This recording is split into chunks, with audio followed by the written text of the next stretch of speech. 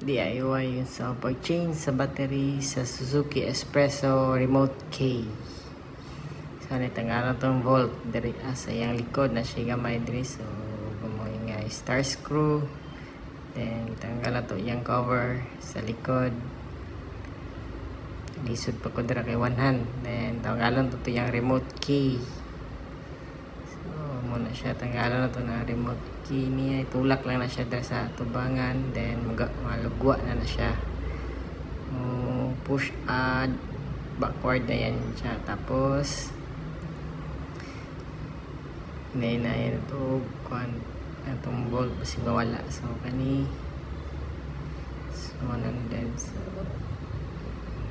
ang lisod pa po tanggal ani sa yang key, kay medyo gaya pa siya kasi wala pa, first time pa ni nag-change, no. Tapos nitatag mamagi gibutan na to ang phone na, so gituhan na ako para isilin na siya matanggal. Ngayon natanggal na, then abrihan na to na ang center mo na siya, main remote key na to sa Suzuki Espresso. Tanggalo na to na siya ang main na para makita na to ang battery sa sulod, ang battery, then ang battery para medyo gahi na siya. So pag dili ka complete og tools, DIY lang yun ako, so nakita kong talinis nga pwede siya matunga ang remote na to, then dali lang. So tanggalan na siya karon, natanggalan na ko muna to ang remote key sulod. So muna itong battery nga ilisan kay di naman siya mukana, manual naman akong gamit, then yung battery ato na yung tanggalon po ng battery para makita tag sample ani. So dali lang kakita ni narani sa mga electronics. So ano yun siya itong battery, so Panasonic ni siya, so dali lang kakita ani nga 3 volt if I'm wrong. So ayan, nakita na ko battery 3 volt siya, same lang gyap na sila og sukod, same og voltahe, so goods ni siya, goods.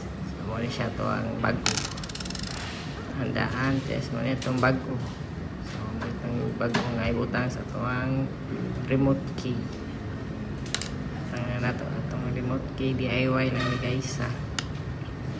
Tapos ito na siyang ibutang dito sa tong remote, so mo na siya, so i-plaster lang na to. Dapat hindi siya naghayang nakakulog, dapat ang remote para goods ang atong work.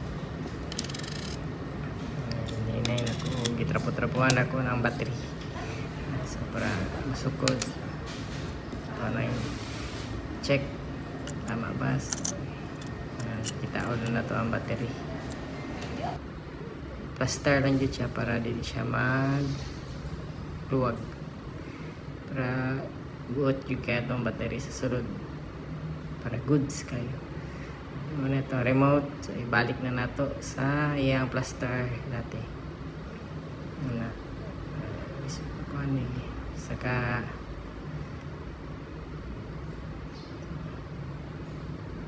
gitaod na nato ang battery, then balik na to sa iyang master key nga holder master key. Easy lang kaya na guys.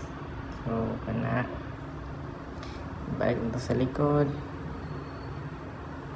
so kaya lang kaya na to na siya, plaster lang siya para di siya mabali ang plastic. So balik tong volt, hugtan lang na to para mahugot po ng battery sa sulod.